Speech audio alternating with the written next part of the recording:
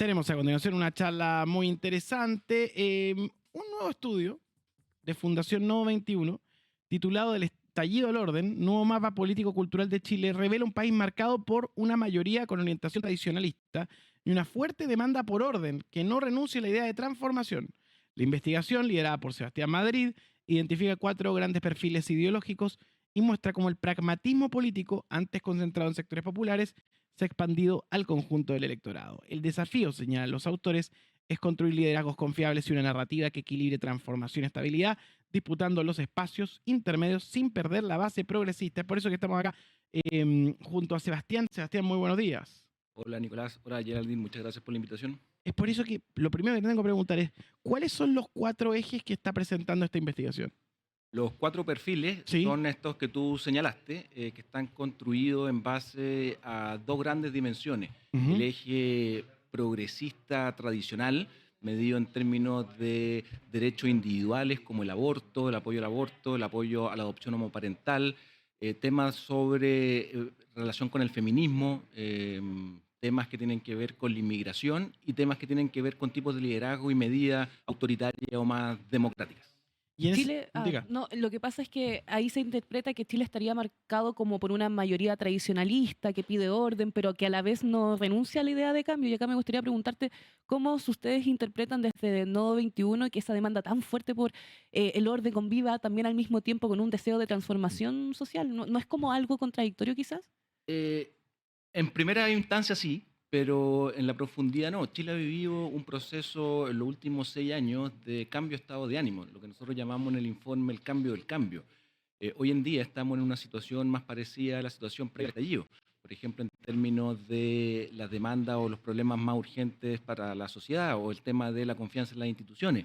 Esto hace que la agenda esté más centrada en temas que son tradicionalmente dominados por la derecha, como el orden, la inmigración, la seguridad pública. Sin embargo, las demandas que hubieron en el estallido, demandas de carácter material, demandas por vivienda, demandas por salarios dignos, demandas por salud y educación de calidad para toda la población, siguen vigentes. Solo que, dado que hay 2 factores que previo al estallido no existían, que es la entrada masiva de personas de otros países y la consolidación del crimen organizado, esto ha reconfigurado un poco el campo cultural político, lo que nosotros llamamos este mapa. En este sentido, se ha volcado hacia medidas, por ejemplo, para el orden público, de carácter autoritario, por ejemplo, que se saquen a las Fuerzas Armadas a la calle para temas de orden, aunque ellas no estén preparadas, o que un líder tome medidas autoritarias para resolver problemas, aunque pasa a llevar la ley y la constitución.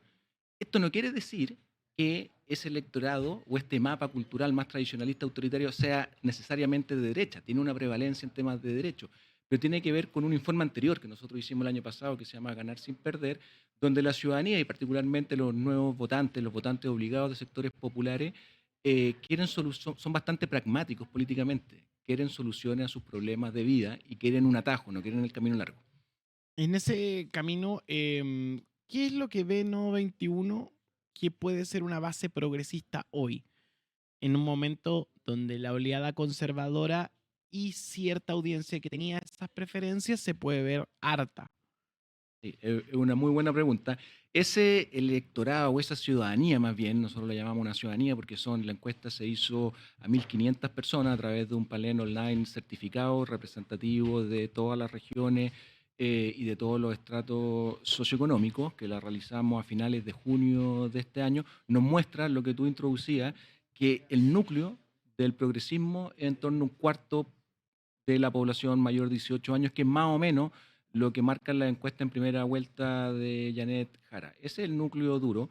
Y después hay un 17% que son personas indecisas, pero 6 de cada 10 son personas tradicionalistas. Ese núcleo duro progresista es lo que en este mapa se encuadra en eso. Pero sin embargo, estas demandas, y por eso tú lo llevas a temas electorales, hoy en día está ese cuadro súper claro con los candidatos y candidatas que existen hoy en día, pero en segunda vuelta, ese progresismo se puede ver posiblemente porque una nueva elección donde uno de los hallazgos súper importantes es que a pesar de este giro más tradicionalista, hay una fuerte demanda por intervención del Estado. O sea, por ejemplo, que el Estado, que las personas necesitan para progresar en la vida, que el Estado garantice salud y educación, o una gran mayoría que está en desacuerdo con que el Estado se focalice solamente en los pobres. Y esto se da igualmente en los autoritarios tradicionalistas y en los progresistas democráticos. Es importante señalar que los autoritarios tradicionalistas son principalmente personas con menos nivel educacional y de sectores populares. Entonces, por ahí uno puede entender la demanda y tenemos candidatos de la ultraderecha que lo que están planteando de frentón es recorte en el Estado, disminuir beneficios sociales, recortes gigantescos de monto. Entonces, eso puede dar un espacio para un volcamiento electoral que es una hipótesis en la segunda vuelta. Claro, y dentro de los 4 perfiles también está el indiferente con un 17,6%. Ustedes lo perfilan, como acabas de decir, como hombres jóvenes sin ideología clara. ¿Y cómo pueden acá las fuerzas progresistas conectar con ese segmento indiferente que parece estar posiblemente ni ahí? Sí, es un segmento de la población de los cuales algunos recientemente se están integrando al padrón electoral, sobre todo en la Ujú. cota baja de ese tramo etario, y van a tener que tomar alguna decisión, van o no van, aunque sea obligatorio, y en la urna qué preferencia van a tomar. En esa medida, una narrativa de futuro que proyecte seguridad, que proyecte estabilidad y que entre en una arena que este gobierno lo ha hecho en temas de políticas públicas, apoyo a carabineros, materia legislativa, pero que proyecte una seguridad de que se puede tomar una agenda tradicionalmente de derecha desde los principios y narrativas de la izquierda, es decir, orden público con respeto a los derechos humanos, orden público de manera democrática y no de corte autoritario. Mostrar que eso es posible y que estos problemas que se han consolidado recientemente, es imposible resolverlos con una varita mágica como presentan algunas candidaturas de derecha y ultraderecha. Los candidatos de izquierda que tienen la intención de hablarle a una derecha que hoy posee mensajes mucho más simples, mucho más directos, mucho más emparentados con una novedad, porque la izquierda ha tenido cierta hegemonía en los últimos años, aunque no se parezca. No en lo económico, pero sí en lo político. Eh, ¿A qué tienen que acudir en la caja de herramientas? Es una muy buena pregunta porque otro factor que existe, además de del ingreso masivo de personas de otros países y de la consolidación del crimen organizado, tenemos la penetración de los algoritmos, de la inteligencia artificial, que precisamente son cajas de resonancia donde dan estos mensajes. Entonces yo creo que esa disputa en ese espacio es sumamente relevante. Pero eso, si no va acompañado de políticas públicas eficaces que mejoren las condiciones de vida, como en el tema salarial, en el tema, la ley de las 40 horas, todo lo que va a venir ahora con la reforma al sistema de pensiones. Eso lo van a ver directamente personas mayores que son votantes estables. Entonces vamos a ver qué pasa, sobre todo en la segunda vuelta, que insisto, es una elección nueva, que es distinta a esta primera vuelta y yo estoy hipotetizando que va a haber una reconfiguración de lo que muestran hoy día en las encuestas, que todas tienen entre 18 y 25% de personas que están indecisas cuando se les pregunta de manera binaria. Claro, y justamente también mencionan en el estudio que figuras como la de Janet Jara encarnan atributos valorados como biografía cercana, credibilidad y autoridad democrática. Pero Seba, acá, ¿cómo se evita que esa demanda masiva por orden termine como en el típico discurso de mano dura, pura y simple? Es una pregunta difícil de Ujú. combinar, sobre todo para la izquierda y la fuerza progresista, en el sentido de que históricamente la relación con las Fuerzas Armadas en el pasado y las fuerzas de orden y seguridad ha sido complicada, pero yo creo que es posible abordar esta agenda de seguridad. Este gobierno lo ha mostrado. Si el tema es que el problema era demasiado grande, estos dos problemas de personas de otros países y ¿cómo se llama esto?, del crimen organizado. La Paz Ciudadana, por ejemplo, que es un centro de estudio más bien ligado a la centroderecha, en su último informe muestra que la percepción de inseguridad cae al nivel más bajo en 4 años. Sigue siendo alto, un cuarto de la población, pero es el nivel más bajo. el tema de la disminución en las entradas por plazos fronterizos ilegales. Pero efectivamente, como dice Nicolás, hay un tema de mensajes simples, de soluciones fáciles, que conectan con este pragmatismo de la ciudadanía del atajo. Pero en este tipo de temas, en políticas públicas, no hay atajo. Entonces, yo creo que hay que ir demostrando cómo eso va a ir viendo. El mensaje de la candidatura de Janet Jara, que ha hecho un trabajo territorial bastante intenso, va a tener resultados, yo creo, en la segunda vuelta.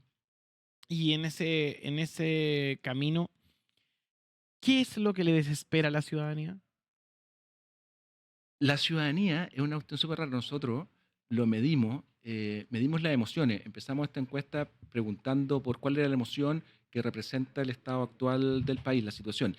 Y el 80% señala que es una emoción negativa, donde predomina el miedo y la incertidumbre.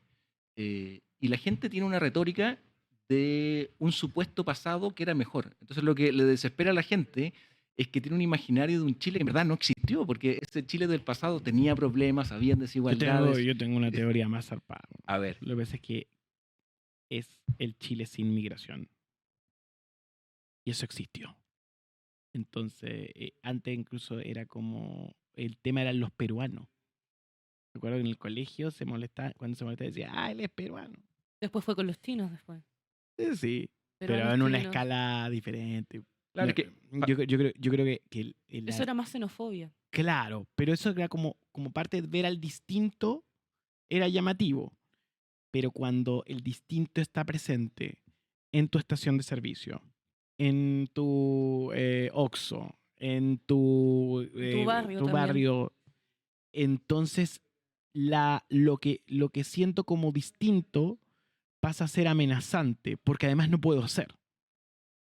Entonces yo creo que sí existe un Chile que es un Chile, obviamente que no va a volver a ser, pero que es nostálgico porque y también se mezcla ese Chile nostálgico con algo que tampoco va a volver a ser, que es la niñez y la infancia de los 90 y 2000, que la verdad económicamente no fue mala para muchos y hubo un salto cualitativo en su calidad de vida. Entonces, esa mezcla de nostalgia falsa, o sea, que nostalgia real, pero a la vez falsa, porque no puedes volver a recuperar lo que ya tuviste si la sociedad cambia, creo que es la mezcla que la gente tiene en la cabeza. yo creo que son complementarios ambos argumentos, en el sentido de que, claro, tú no podías echar a 1.600.000 de personas de un día, nunca lo vas a poder decir.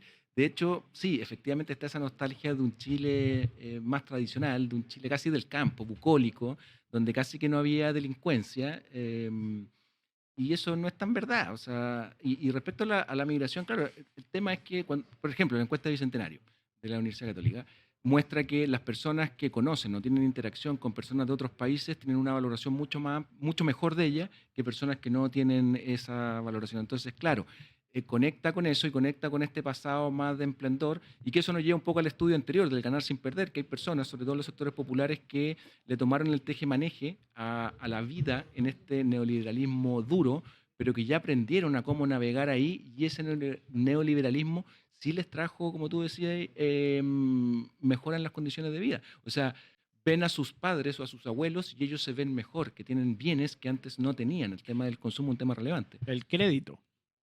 El crédito, o sea, hoy en día cuando uno va a una farmacia te ofrecen crédito. Me hace loco. Eso no existe en otros países. Pero a mí me llama mucho la atención. Entonces también, claro, y cuando tú mejoras tus condiciones de vida, ya no te sientes parte de ese pasado. Es más, lo miras con desdén. Probablemente eso sea lo más crítico de la campaña de Janet Jara. A Janet Jara lo que se le ve es el mérito como algo positivo. No necesariamente su origen humilde como algo positivo. Y ahí es donde se confunde el progresismo. El progresismo tiene tendencia fetichista por la pornopobreza. Entonces le encanta la pornopobreza. Como el reemplazante. Le gusta ver al pobre y el pobre se odia. Y los pobres se odian entre ellos. Entonces, lo que yo creo es que hay un problema por izquierda, que es que la izquierda nos está ofreciendo algo tan simple como la comodidad, como el confort. Es como, no está dando el ancho en la oferta.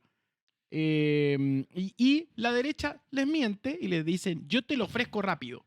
Pero igual tienes que considerar que la política también que está haciendo Janet Jara es como antiélite y ella representa esa parte como de la meritocracia que muchos nos quieren vender también, que dicen, no, yo vengo de abajo, vemos a Johannes Kaiser que ha pasado por numerosos trabajos, ¿cachai? Y ninguno los ha terminado, tampoco en la universidad, pero ahí ves a Janet Jara que es una persona y es un personaje creíble, porque viene de allá, Pero porque viene de tiene, ese Chile real. porque tiene mérito y va creciendo con el mérito. Incluso, a ver, los dos estamos, yo creo que estamos súper de acuerdo en eso. Pero, por ejemplo, tú acabas de decir un punto súper interesante. Johannes Kaiser.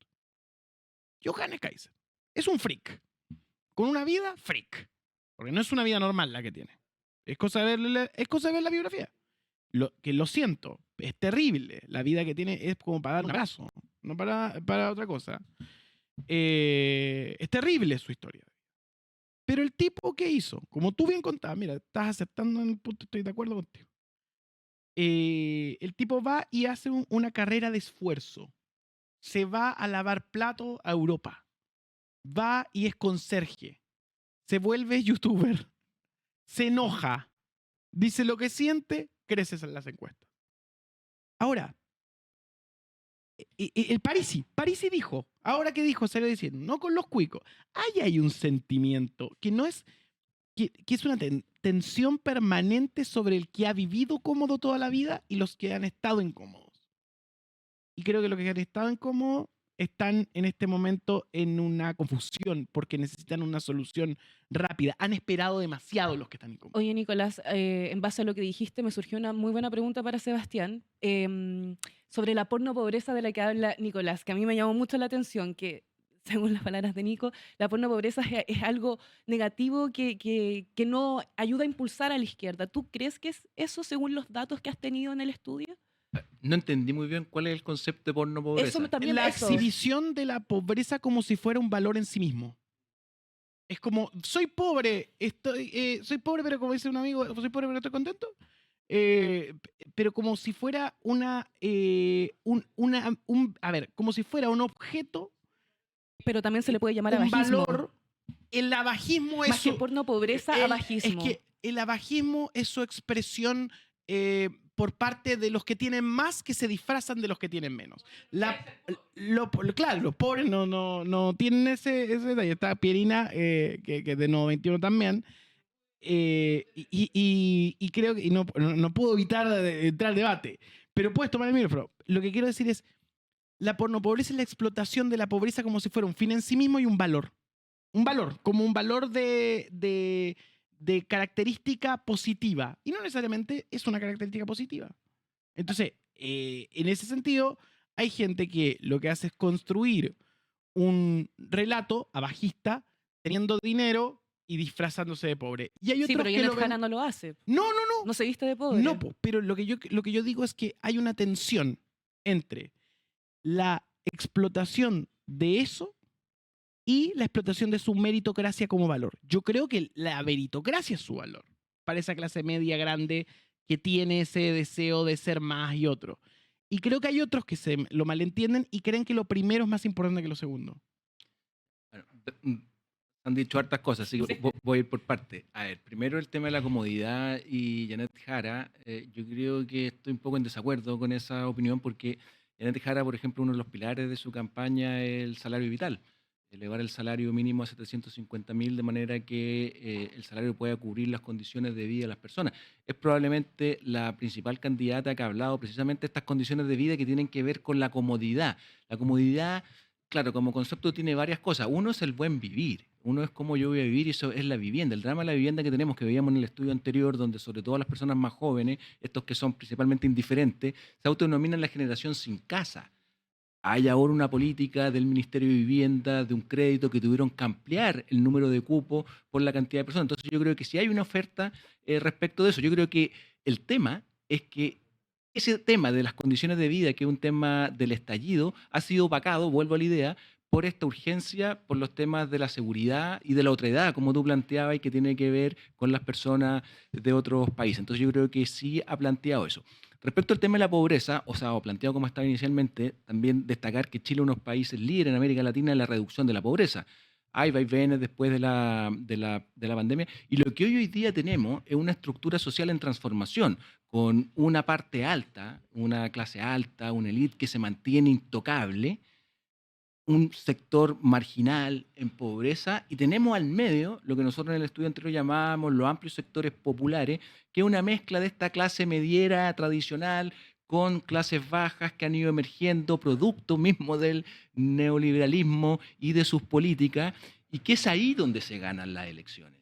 Es ahí donde se ganan las elecciones, y por eso a veces yo creo que hay una falla en la entrega del mensaje, que son mensajes que pudiesen ser mucho más accesibles para esos amplios sectores electorales que han cambiado sus condiciones de vida y que quieren más y que se ven amenazados por temas de orden público y por esta otredad que no necesariamente, eso también lo medimos, piensan que le quitan los puestos de trabajo, sino que tiene que ver con un tema de acomodación cultural. Y esto es un proceso que llegó para quedarse, ambas cosas. Entonces, el desafío que tiene Chile y las fuerzas progresistas es cómo ordenamos esto, cómo generamos una nueva narrativa del cambio, cómo nos apropiamos, cómo resignificamos y cómo se plantea la izquierda respecto a estas nuevas demandas en un nuevo escenario donde hay temas que hay que seguirlo empujando, pero hay otros que son nuevos en los cuales hay que presentar una oferta creíble y que yo creo que se está haciendo a través de la candidatura de Janet Jara. Del estallido al orden, nuevo mapa político-cultural de Chile, lo presenta Sebastián Madrid de Nuevo 21. ¿Dónde lo podemos ver y consumir? Sí, porque se presentan hoy día. Hoy día hacemos el lanzamiento a las 19 horas en la Universidad Academia de Monismo Cristiano, y el informe estará disponible en Nodo 21, Nodo XX y latina.cl, todo en minúscula. Maravilloso, lo vamos a estar leyendo. Excelente material y muy buena conversación, Sebastián. Muchas gracias por estar aquí. Muchas gracias a ustedes por la invitación.